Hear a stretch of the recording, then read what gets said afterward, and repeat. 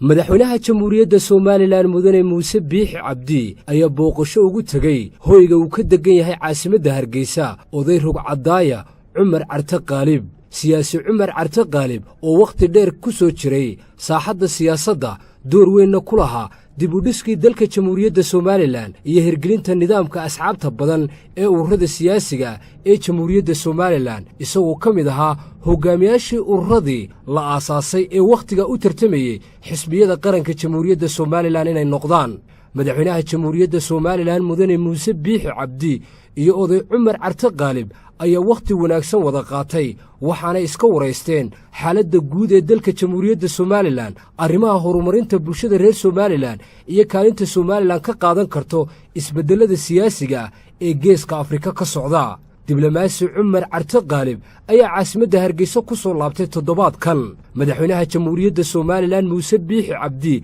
booqashadan uu ugu tagay oday Cumar Carte Qaalib waxa ku wehelinayay wasiirka arrimaha gudaha ee jamhuuriyadda Soomaaliland Maxamed Kaahin Axmed agaasimaha guud ee bangiga dhexe ee jamhuuriyadda Soomaaliland Axmed Xasan Carwo taliyaha ciidanka booliska ee jamhuuriyadda Soomaaliland sareeye gaas Cabdilaahi Fadal Iimaan iyo taliyaha ciidanka ilaalada madaxtooyada Soomaaliland sareeye guuto Cabdirasaaq Siciid Bulaale Afguduud